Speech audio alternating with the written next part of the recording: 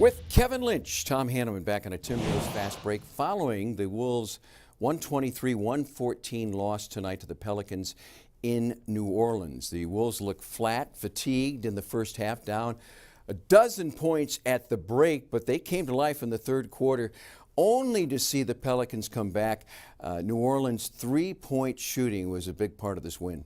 We've seen this before. I mean, teams get hot against the Wolves. They make 14 in this ball game tonight. Now, I get the fact that the Wolves played last night in Miami, won a big game, had to travel to get to New Orleans, and New Orleans was resting, waiting for Minnesota to show up. So a lot of times it happens like this, but 14 threes is a bit too much. I thought a variety of guys really hurt Minnesota, especially in the first half, whether it's Drew Holiday, Julius Randle made a couple threes.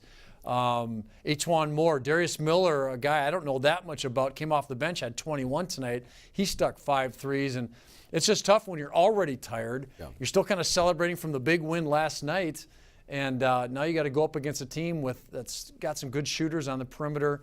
And they got hot early on, Tom. That kind of set the tone for the rest of the night. So the Timberwolves' 3-game road winning streak comes to an end as we look at the final numbers from this one. The Wolves had won 5 in a row against the Pelicans. Tom Thibodeau afterwards said his entire roster fell short tonight. Everyone's got to do their job, but it wasn't just the bench. It was our we can't pick and choose when we're going to do things. Like offensively, sometimes the ball's going to go in. I thought we shared the ball well.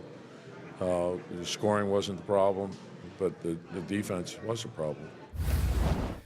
This road trip resumes Wednesday in Boston, where the Celtics have been very strong at home.